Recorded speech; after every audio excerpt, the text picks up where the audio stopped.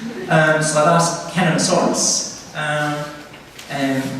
sorry, I forgot the glasses, Aqua Wilkins, Dat Bucks Briggs and Bonnie Hart, if they could come up to the chairs, the X Factor judging panel, so to speak, and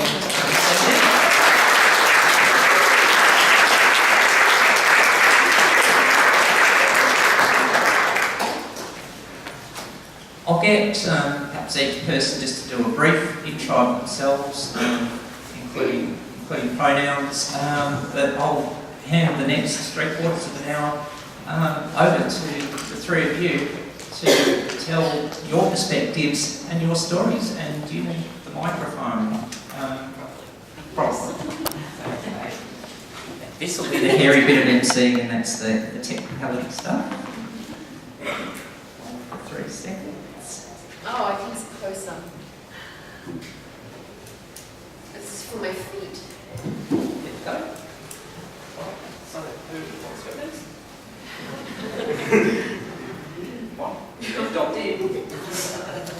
Hi everyone, my name is Bonnie Hart. I'm the current president of the Androgen Sensitivity Support Group Australia. We're a peer-based support group with a national focus, and we offer support services to all intersex people. Our organisation kind of was started with a specific focus on androgen sensitivity, which is one intersex variation amongst the huge amounts of intersex variation that's covered under the umbrella term intersex. Yeah. Hi. I'm Canon. I'm the current president of Y-Gender, so I guess I would also concur with Sally's acknowledgement of Sim's very hard work. Yes, is that hello? My pronoun is he. If you can say that, I'd appreciate it. Thank you. Well, my name's Danny. I come from Shepparton, and yeah, my pronoun is she. And any questions?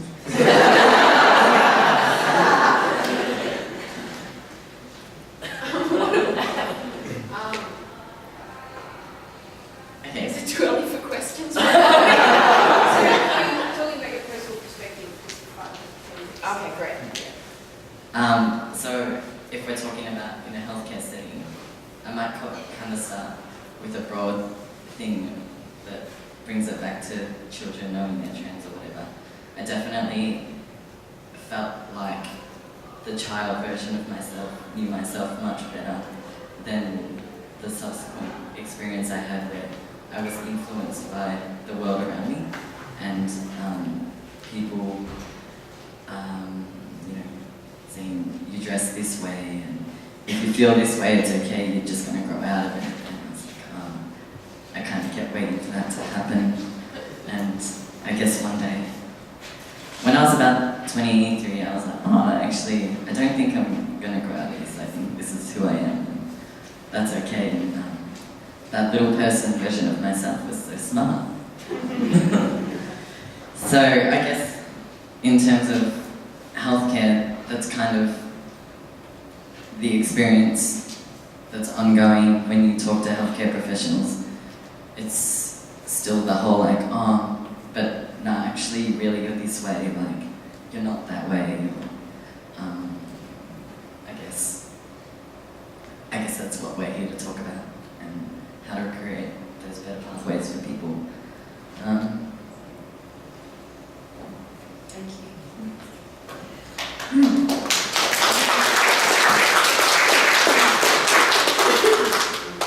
So on a personal perspective, I am an intersex person. The variation that they describe me by, gay, is complete androgen sensitivity, which means I have XY chromosomes, but didn't virilize, so I present as a female, she, the cat's mother. So my experience of interfacing with the medical institutions, which tend to be like conglomerated into one thing, like any trauma that anyone experiences in their life would get heaped together into one.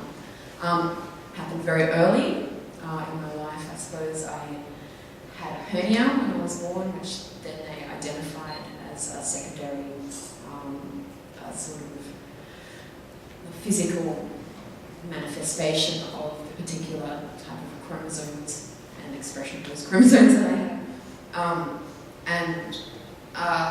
So I suppose growing up intersex, wasn't really talked about very much in our family, and my mother did a lot of research at the time, so I suppose in the late 70s, 80s. There wasn't very much information, and so there's a whole bunch of decisions that she had to make whether or not to have surgery. There was a definite push towards having surgery in order to normalise my body, remove my gonads, which ended up happening when I was about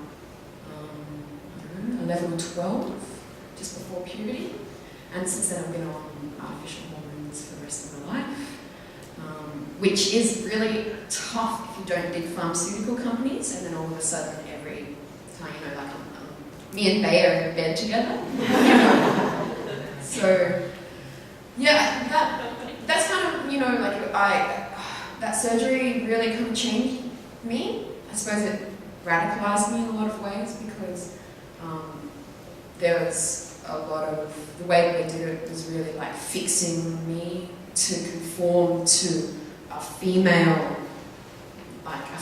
role and a female way of looking at it. So they removed my male bits and then started me on a course of dilation so that I could fulfill a potential role as a female in a heterosexual relationship later on in life, potentially down the line, which was kind of, it's a weird thing to do to a 12-year-old, I reckon.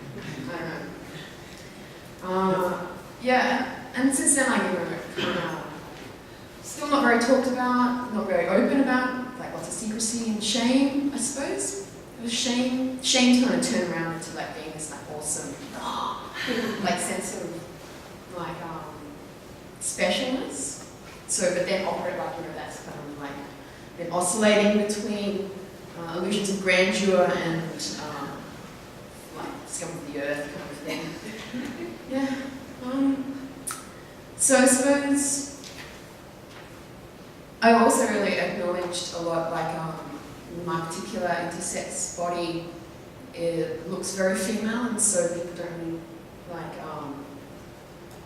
like it's never really been questioned as to whether I'm intersex. It's just something that I've had, it's like my own knowledge of that, so a bit of a lot of secrecy. And I remember the first time I ever actually told anyone that I was intersex, that wasn't in my family. I think I was 19, and I told this friend of mine, Christine, and we went to a movie, and I knew I was going to tell her, and I was doing this distracted movie. And we talked about everything. We've been friends since we were 14, we talked about the ins and outs and psychedelic nature of the universe, and all of this kind of stuff, but never intersex. Everything else except for intersex. And so I told her, I was really crying, and I said, this is my thing, and she's like, wow, that's cool. It's not such a big deal. Oh my God. And then since then, it's kind of like this little muscle, like this sort of outer muscle, like I just sort of like have built up and built up. And then at one particular point, my sister, who was also intersex, was just like, hey, we're both filmmakers. She's like, should we make a film about this? I want to make a film. Will you help me make a film? And I was like, I'll help you make a film. And at that particular moment, I was like, wow. And she was like, oh, I've got funding from ABC. And I was like, oh, that's a big coming out. Yeah. Since then, I realized that, like in order to stop, crappy stuff happening, like basically in terms of health, I thought that my pathway through health was really crappy. There was no support. My parents weren't given the proper support. So that really affected our relationship and created a huge amount of suffering for my mother, who had to make irreversible decisions that she thought were for my benefit that later on proved out to not be for my benefit at all. Well, they're conceptually for my benefit, but actually it's not what I would have chosen to happen. And in not in the way, not with like 20 medical students walking up between the legs of like the intersex adolescent on a slab. I think things can be done better. I think that they are becoming to be done better with this particular organisation. talkings. Really want to help with that. Thank you.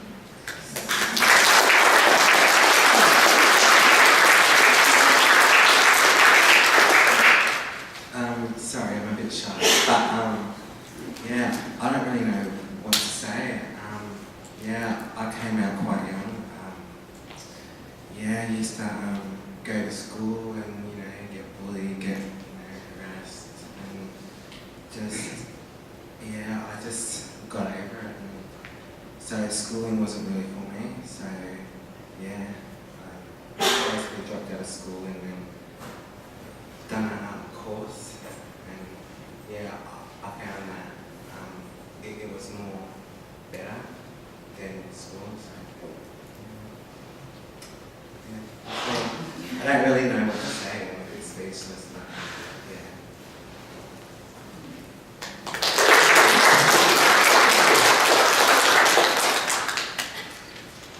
I think those remarks from everyone bring up lots of thoughts to start with. But let's roll it open to questions. Does anyone have any questions for Bonnie, Cam, or Danny? One up the back came in first. Garth? I have a question for Danny. Danny, when you were going through all these experiences, like being bullied or having difficulty at school, what do you wish had been there for you? What would have been something that would have made that work for you? What would have helped you? Probably like a bit more support, because my mum supported me, but my dad didn't believe about the gay stuff. He didn't like that, and he basically tried to change me. So I just basically keep my head up and just don't care what nobody says. And this is me, and yeah. So drum. Way up back. Another question for Danny. I'm just wondering what school might have done that would have made that a good place for you. Maybe just I don't know, just more rules, like in schools, like towards bullying, because it's still happening, and nobody needs that. And, yeah. Yeah. Bonnie, just interested in the film, you were talking about the system of making, you made it, or I don't know about it. So. Yeah, it's called Orchids, My Intersex Adventure. Sorry? It's called, the film's called Orchids, My Intersex Adventure, and it does exist. It was screened on ABC in 2010. It's actually been incredibly successful. It's it's still being shown around the world. It's been translated into lots of different languages. And yeah, it's a roaring good time. I might just ask Bonnie perhaps go into a little more detail on it. What makes it roaring? I've seen it, so I can definitely vouch it's roaringly good, but perhaps tell us a little more about it. Okay, well. So it's basically an autobiographical film made by my sister. She's the central character in the film. She talks about her life experience being intersex. We both have the same type of intersex variation. And we kind of talk a bit about our experiences and the experiences within our family. And then we go on a road trip together. And so we're both making the film at the same time. And that's kind of a bit tricky because we're sisters. We live thousands of kilometres away from each other for a reason.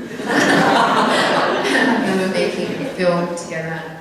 I think, yeah, it's funny, making a film like this. The amount of information, we worked on it for 6 years, so it was a really long process, and the film goes for about an hour. So there was a lot of content that didn't make it into the film, all of the really white stuff that I said. So I get to be comic relief in the film, which is fine. It needs a bit of comic relief. But yeah, I think that's been kind of it's been, the feedback has actually been, we've never received any negative feedback from it. So if you want to give some negative feedback about the film, that'd be great.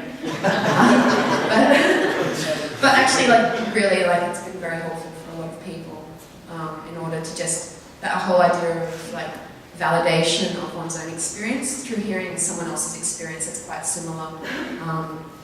It really, like, I suppose isolation and stigmatization are really prevalent, you know, in our community, and less and less so now with the internet and people actually being connected to one another. But from, like, I suppose we have a lot of more mature people in our group, and just the stories of how intersex people, their experience of interfacing with society and medicine in, like, you know, in the old days, which are not so long ago, maybe even not ago at all.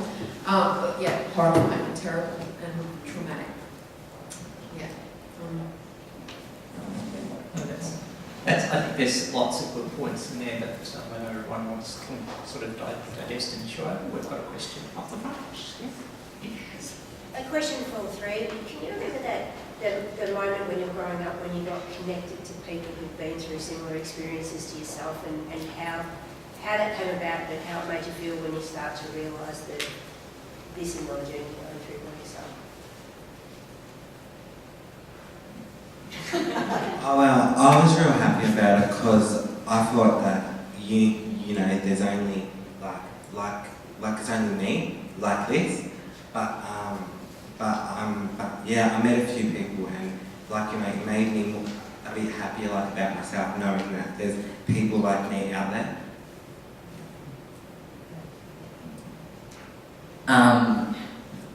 I feel like mine was a bit strange.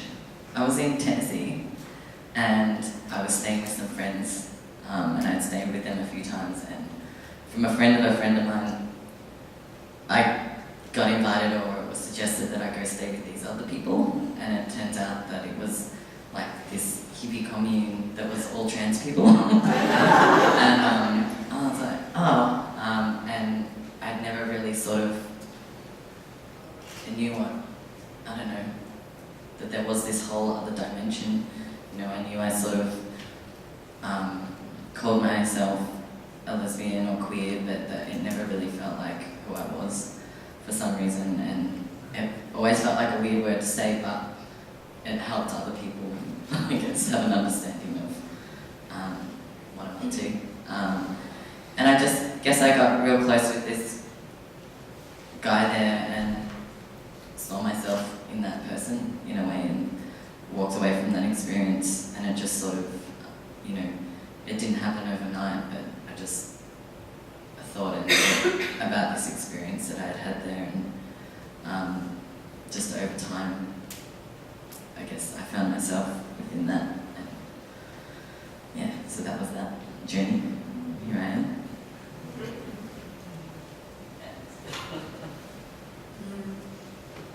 I suppose my sister's older than me, and so I kind of always like, and because my parents kind of knew but didn't talk about it, I always knew that there was something going on, like, all throughout my whole life, and so I suppose, and my sister was always there, so I wasn't, like, you know, in the family, but like, there wasn't really, it just kind of like grew out of that. Does that make sense? Anyway. I suppose the first person I met that was intersex that wasn't in my family was Eli, and I met Eli when I was living in the UK, because I actually went overseas before I tried to do any type of coming out, and went to a completely different country, spent years and slowly eked my way out. And yeah, and then I went to one of the intersex support groups meetings in the UK and met a whole bunch of people. But yeah, basically, I've come to realise that if you get more than like 2 intersex people in the same room at the same time, it's a real party.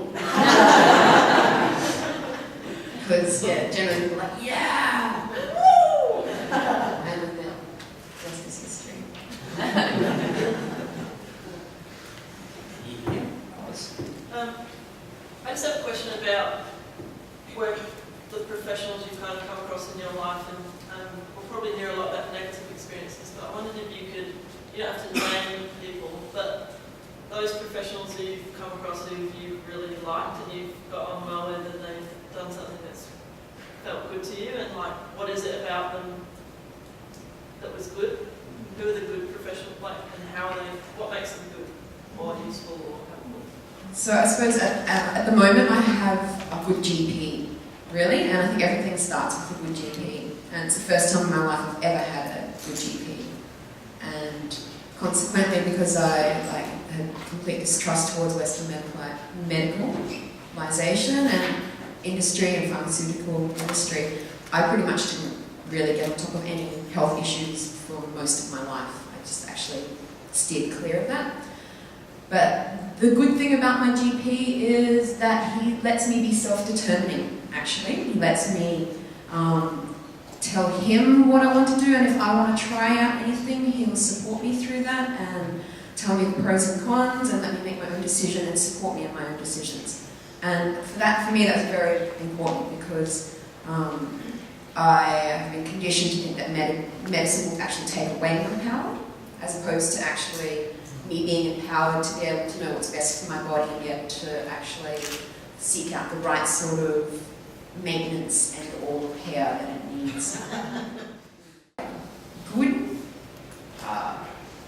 rich data in order to be able to make the kinds of decisions that doctors and clinicians have to make or not make, if like in the circumstances. And yeah. I'll let it stew a little bit, there's certainly more stuff that I just can do. Can I just add to that? It sounds like you are providing information to your GP rather than the other way around. Is that really the relationship? I think all intersex people will Yeah. be familiar with providing information to GPs because they just don't know. And so on any medical scenario, you'll have to, I can explain to you my chromosomal expression in about 30 words because you go travelling and you need to get your hormones from a different place. I remember one doctor being outraged that I should be asking him point blank for hormones. I'm not that kind of doctor. You can't just come in here and ask for stuff. It's not junk.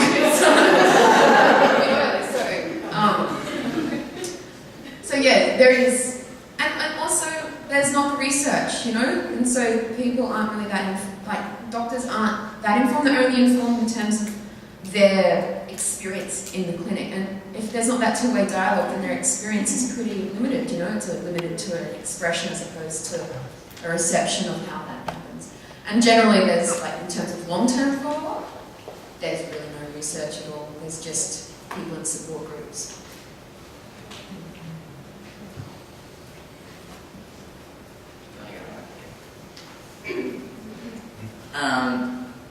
When I first asked the doctor or told him that I was wanting to transition my gender, I was living in Frankston.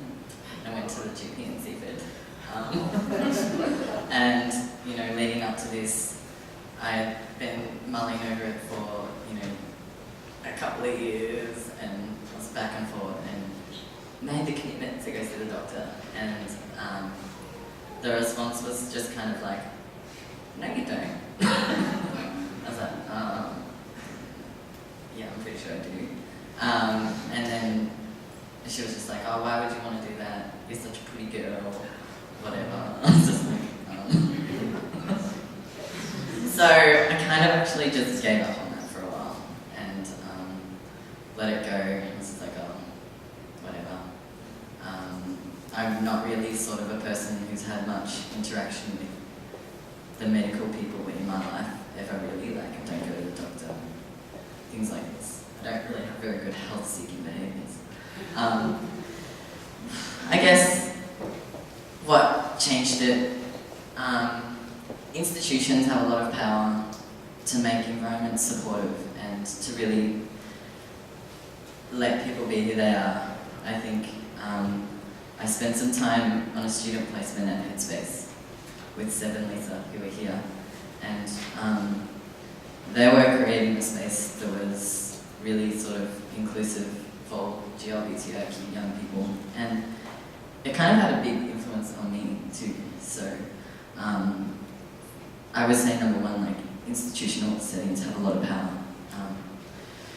I guess, and the way that people are in their professional role influences the information that they get from people and how meaningful their interactions with any services can be. So from that, I guess I went after that a couple of years later, like last year or something, to a doctor who they kind of are known to have a caseload of trans people, and having the GP experience in that setting was completely different. Like, I wasn't telling them stuff, they knew, and they took a lead role, and that really was comforting and supportive and kind of what I needed, and what anyone needs, I guess, if they're going into that setting, which is scary and big. To have someone who knows what they're talking about is way different, because I don't know if I mentioned, but the lady in Seaford did give me the referral for the to see a psychiatrist, but it just there was no sort of support, and I feel like I wanted that, so I guess it was good to wait. I tried to see a psychologist,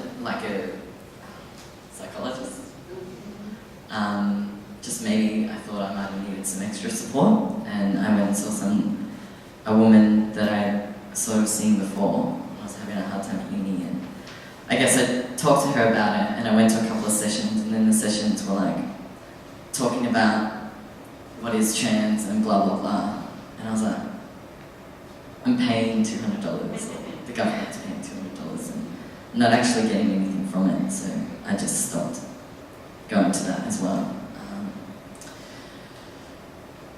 So yeah, I guess that's sort of some interactions, and then there's all other kind of things. Psychiatrist was amazing, but the most support has come from peers, from known allies and things like that. I guess for someone who's going to be a health professional too, it feels really important that the institutional environments sort of address these, and that it's, I guess the ideal would be that it's real, like people have lived experience with trans intersex people, or they know these people in their private lives. It's not like, oh, we learnt about this kind of person and this is the approach I take, because that's not going to be meaningful to the person who's seeking the services, and it needs to be. So.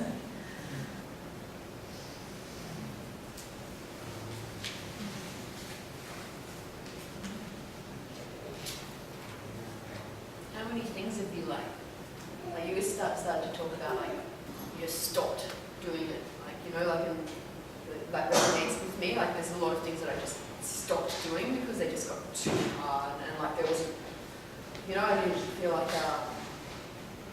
it wasn't two-way enough, or like there was just too many obstacles to start doing it, so I just kind of stopped. Like a lot of help, like seeking a lot of help things, I just sort of like started to go down the path and stopped. I was asking. Well, I don't really know what to say, but yeah, I've been to a few doctors and asked them about it, and yeah, they basically said, oh, you know, are you sure about this, all that stuff, and you know, I wouldn't be there asking if I wasn't sure about it, do you know what I mean? So like, you know, and like, cause I'm from a small local town, it's like hard because there's not really doctors in that type of field.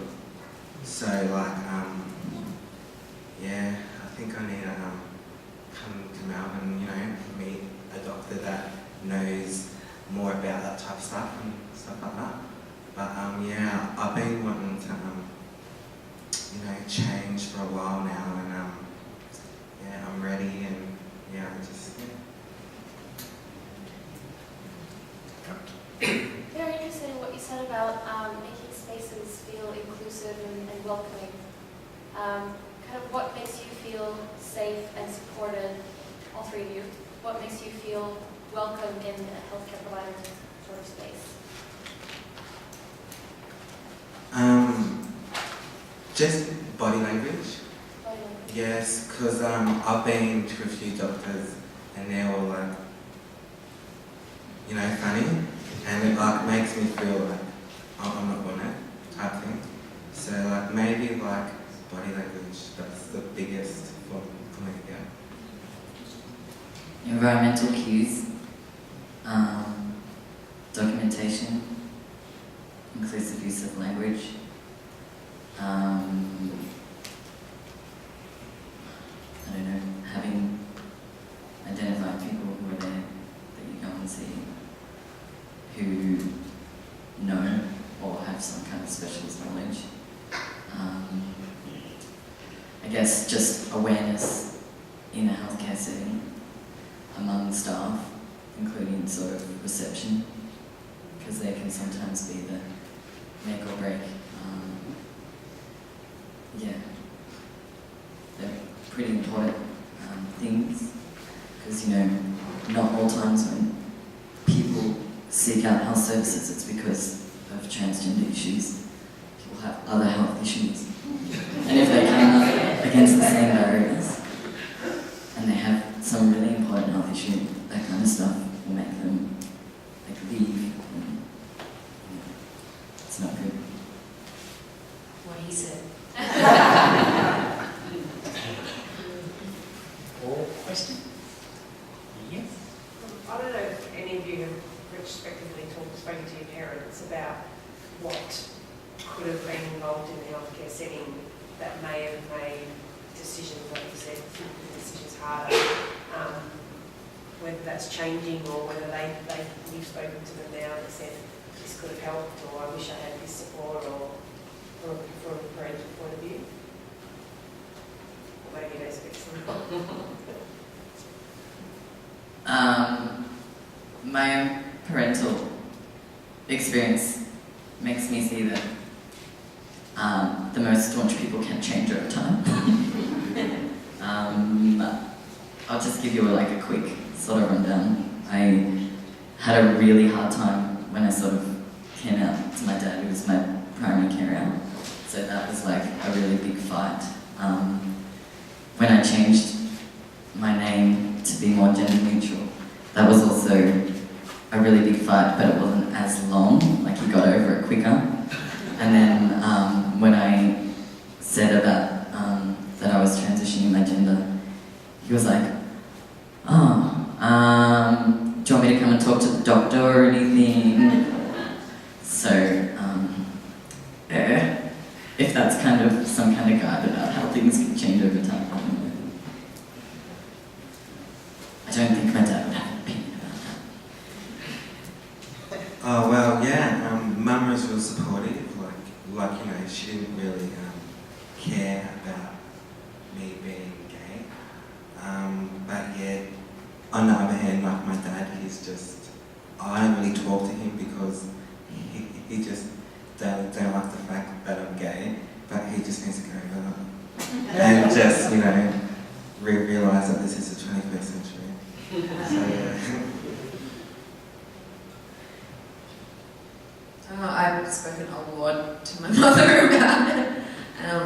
We've done a lot of mutual sort of debriefing about that. And basically, what would have made her experience of medical engaging with health was far less coercion, I suppose.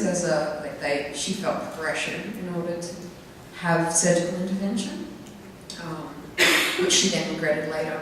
And so then there was two power violations that happened. That it was me trusting them and them doing wrong by me, but then also my mother not trusting herself and being coerced into doing something. So that was yeah, I suppose that was the major thing that could have been better.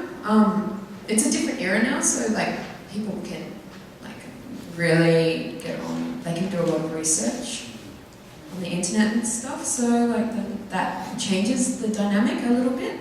Well, it's changed it immensely actually. But in terms of that, going to a healthcare provider and getting a service, yeah, that sort of inclusion two-way aspect. Talking about needs and like variety of options and the variety to not actually intervene at all is probably useful. Thanks. So as I'm a mental health clinician, and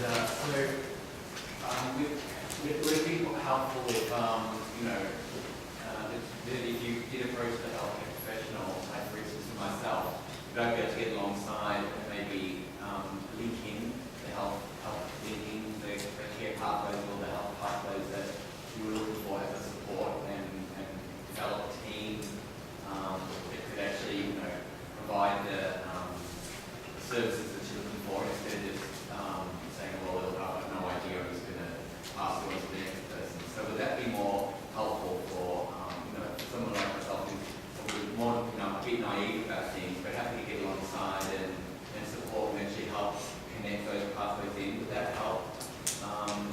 People come to services more or see that they're more open to be able to specific in a way to actually link them in and have a supportive team around them? Yeah, the worst thing is like doctors pretending they know what's going on and then not knowing what's going on and making mistakes and having that sort of like, well, you must trust me because I know. But really they don't know. They're like looking through books that are like 20 years old and stuff like that. So the idea of being open about not knowing and then integrating in a working way with things totally is the way forward, I think. I think it's important that the pathways are really authentic and well thought out and planned, and not just, oh, here you go there. And Open to a view. yeah.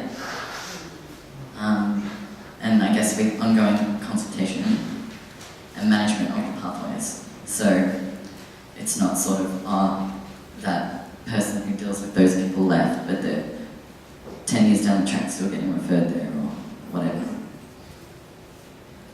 Yeah, what she said.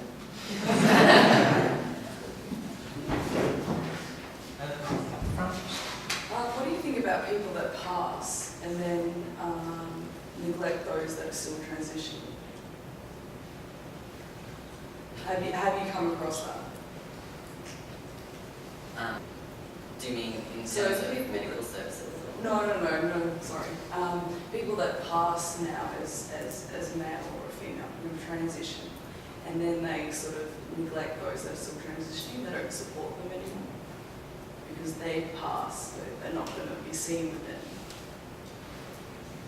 Have you come across that? I'm not sure I understand the question too much. I don't really pass that well myself. Get called cheating. But yeah. I want to answer your question, but I'm trying to think of the context. Okay, alright. So someone's gone to a group of transgender people, Yeah. and then they start passing. So, so for example, I pass, and then I stop going to the group, and I stop hanging out with them because I don't want to be associated with someone who can be seen as not passing. In terms of my experience at Y-Gender, some people, they do come in and they're sort of at the beginning of their transition, and they come in, and sometimes when, they feel confident and they're looking the way they want, or for whatever reason, maybe they don't need the intensive support. And Do you feel like they shoulder it back? no, I think it shouldn't be conditional. We're all sort of growing and helping each other. And you generally find that the friendship links that you make, they're maintained on some level, but people choose to sort of go where they want in their lives, and some people, don't want to interact with the trans community or whatever, for whatever reason, they just kind of want to get on with their life. And I guess that's fine. And the people that want to stay around, that's fine. And there's always going to be a percentage of people who like, hey, I want to help out, and that's fine too. And it takes all sorts. There's not one way. So.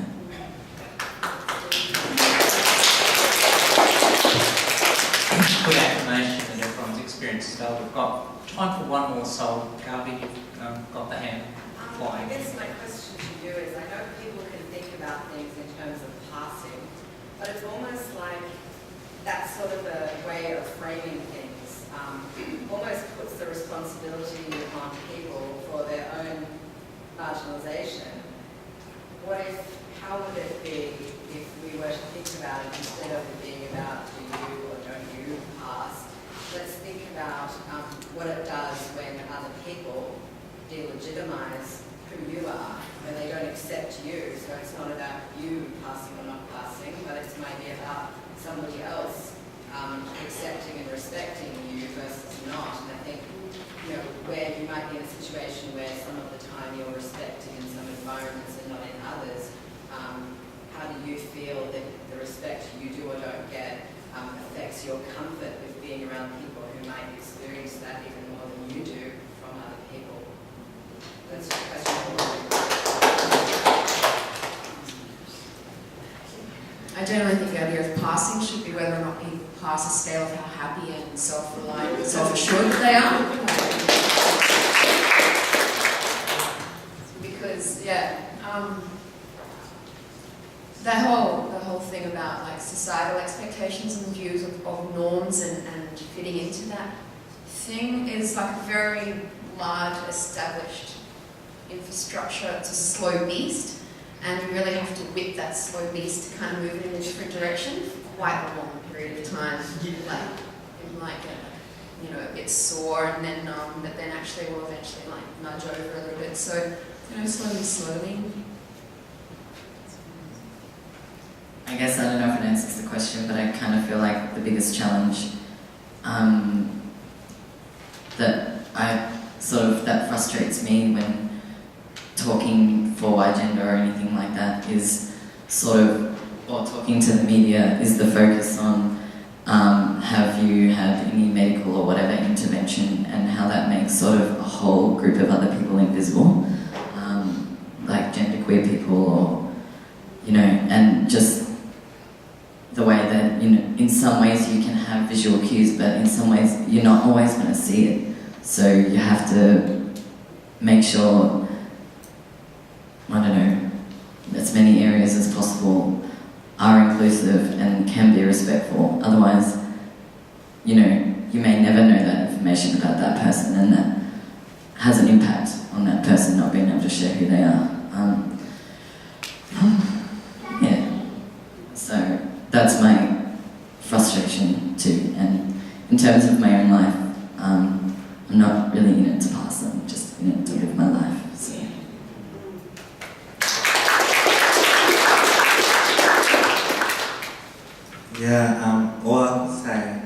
All I can say is just be yourself and that's what I can say. Sorry, but I might just add that when people do acknowledge who you are, it's incredibly powerful. I think that's a really good note to end that session on. I want to say that in the last few months I've been doing a course and met the mum of a trans woman. I can't remember if these are her words or whether they're someone else's, but there's a saying, speak even if your voice trembles. And I think we had a few trembly voices there to start with, and then we got people relaxing. So thank you to the three of you for speaking and sharing your thoughts.